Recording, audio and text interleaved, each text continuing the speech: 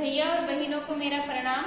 आज हम कक्षा 8 विषय हिंदी पाठ 2 लाभ की चूड़ियां इसके बारे में पढ़ेंगे।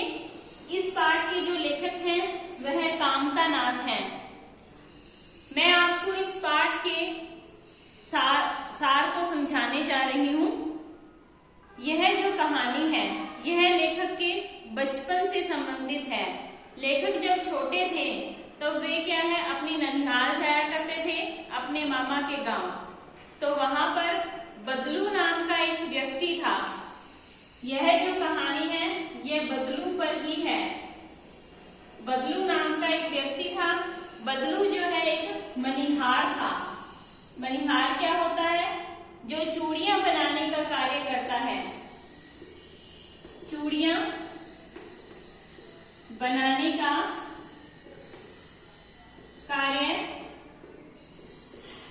करता है। बदलू जो है एक मनिहार है जो कि चूड़ियां बनाने का कार्य करते हैं। बदलू जो है वे लाख की चूड़ियां बनाते हैं। यह उनका पैतृक धंधा है। उनके पूर्वज भी जो है यही कार्य करते थे। इसमें ये बात बताई गई है कि बदलू जो है वह बहुत ही सुंदर चूड़ियां बनाते थे। गांव की सभी स्त्रियां और आसपास के गांव की भी सभी स्त्रियां उनसे ही चूड़ियां लेकर जाती थी। उनका जो वस्तु विनिमय था वह थोड़ा अलग था कि वे चूड़ियों के बदले में पैसे नहीं लेकर अनाज लिया करते थे। बदलू जो है उनकी स्वभावगत विशेषताओं में ये बताया गया है कि वे बेहद सरल स्वभाव के थे। वे किसी भी बात के लिए जिद नहीं करते थे। लेकिन अगर कोई विवाह का अवसर होता या कोई उत्सव होता तब वे क्या है जिद पकड़ लेते थे। तब वे जितना कहते उतना ही अनाज उतने ही पैसे लेते, क्योंकि उनको ये लगता था कि ये खुशी का मौका है। इसलिए उन्हें लगता था कि अब तो मेरे मांगने का हक बनता है। इसमें बदलू के बारे में बताया गया। लेखक जो है वे उनसे बेहद प्रभावित थे। लेखक छोटे थे, उनके पास जाते तो वे लेखक को लाख की छोटी छोटी गोलियां जो हैं खेलने के लिए बनाकर देते थे। तो लेखक को बहुत अच्छा लगता था। इसके अलावा लेखक की वे बेहद आवभगत करते थे। जैसे कभी आम खिलाना, कभी दूध पिलाना, इस तरह के काम करते थे। मतलब लेखक जो है उनका जो लगाव है बदलू के साथ बेहद रहा है। इसमें लेखक ने बताया है कि वे बदलू जो है उनके मामा के गांव में रहते थे। तो हिसाब से क्या है उन्हें बदलू मामा कहना चाहिए था। लेकिन जैसे वहां के जो ग्रामीण बच्चे हैं उन्हें बदलू काका कहते थे, तो लेखक भी उन्हें क्या है बदलू काका कहकर ही पुकारते थे।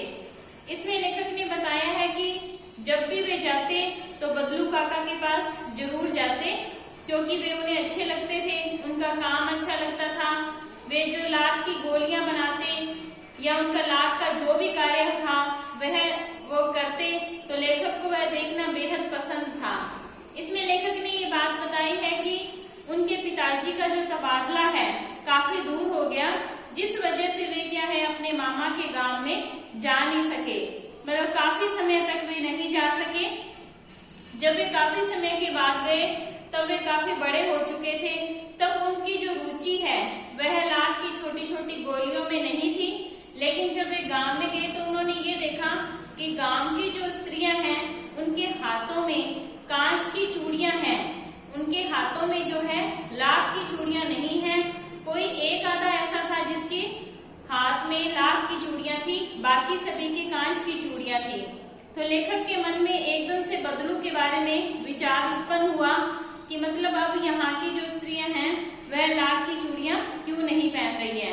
यह सोचकर बदलू जो है बदलू के घर पर जो लेखक हैं वह पहुंच जाते हैं। वहां पर जब उनसे मिलने जाते हैं तो देखते हैं कि बदलू जो है वे बेहद बीमार हैं और वे क्या है आराम कर रहे हैं, चारपाई पर लेटे हैं। वहां पर जाकर लेखक उन्हें याद करवाते हैं कि वे बचपन में उनके पास आते थे। और फिर वो उनसे पूछते हैं कि यहाँ की जो स्त्रियां हैं वे लाख की चूड़ियां नहीं पहनती, इस बात का जिक्र करते हैं। जब ऐसा होता है तो बदलू काका उन्हें बताते हैं कि आजकल का जो समय है इसमें लोगों को कांच की चूड़ियां ही बेहद पसंद है और अब उन्हें लाख की जो चूड़ियां हैं उनका शौक नहीं रहा। उस समय वे क्या है लेखक की आवभगत करने के लिए वे अपनी बेटी को पुकारते हैं कि लेखक के लिए वे आम लेकर आए। जब वह लड़की लेखक के लिए आम लेकर आती है तो उसके हाथों में लाख की चूड़ियां होती हैं जो कि देखने में बेहद सुंदर लग रही होती हैं। जब लेखक उन्हें ध्यान से देखते हैं तब बदलू काका उन्हें ये बात बताते हैं कि ये उन्होंने जमींदार की बेटी के लिए यह चूड़ा जो है विवाह में तैयार किया था, लेकिन उन्हें मन जो वो चाहते थे, मुंह मांगी जो कीमत चाहते थे वह उन्हें नहीं मिली, तो उन्होंने क्या है उसे नहीं बेचा। तब जब लेखक ये बात सुनते हैं तब लेखक मन में ये बात सोचते हैं कि चाहे आज का युग बदल गया है, चाहे कांच की चूड़ियां जो हैं वे बेहद प्रचलन में हैं, चाहे लाख की चूड़ियों को लोग कम पसंद करने लगे हैं, लेकिन बदलू काका जो हैं उन्होंने अभी तक हार नहीं मानी। क्यों? क्योंकि जब उन्होंने कहा कि ये जो अंतिम जो चूड़ा मैंने बनाया था ये जमींदार की बेटी के लिए बनाया था उसके विवाह के अवसर पर, जब उन्होंने मुंह मांगी कीमत नहीं दी तो उन्होंने वह बेचा नहीं। तो यहाँ से ये बात पता लगती है कि बदलू काका जो है उन्होंने हार नहीं मानी। उनका जो स्वभावगत विशेषताएं शुरू से रही हैं बस वही हैं, मतलब पहले भी वो क्या है विवाह के मौके पर या किसी उत्सव के मौके पर वे क्या है अपनी जो भी चूड़ियां या चूड़ा बनाते उसकी मुंह मांगी कीमत मांगते थे। तो उन्होंने वैसा ही अंत में भी किया कि जब उन्होंने अंतिम चूड़ा बनाया तब भी उन्होंने मुंह मांगी कीमत मांगी, जब नहीं मिली तो उन्होंने उसे नहीं बेचा। लेखक वहां से चुपचाप वापस लौट आते हैं। ये जो है ये इस पाठ का सार है। इसमें एक जो मुख्य बात है जो हमें संकेत करती है और जिसके ऊपर मैं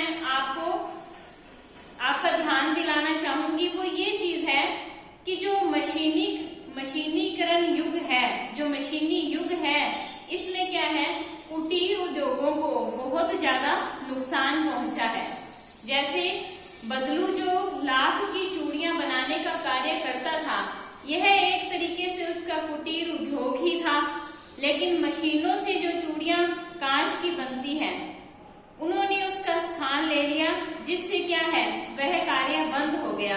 तो इसमें जो लेखक ने हमारा जो ध्यान है वह इसकी तरफ क्या है पूरा मतलब ये पूरा ध्यान इसकी तरफ खींचा है हमारा। इसमें जो मुख्य बात है वह मैं आपको बताना चाहूंगी कि वो यह है कि जो मशीनीकरण युग है, मशीनीकरण जो युग है उसने कुटीर उद्योगों को खत्म कर दिया है। यही वेदना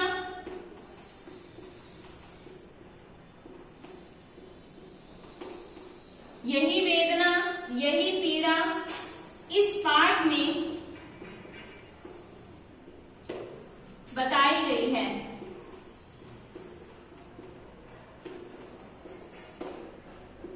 यह जो बात है यही इस पाठ की मुख्य बात है जिसकी तरफ लेखक हमारा ध्यान खींचना चाहते हैं। इसीलिए उन्होंने बदलू के बारे में इस पाठ में लिखा है। आज आप इस पाठ को ध्यान से पढ़ेंगे और इसे समझने की कोशिश करेंगे। इसके बाद जब आगे क्लास रहेगी तब उसमें हम इसी पाठ के प्रश्न उत्तरों को करेंगे। आज के लिए इतना ही। धन्यवाद।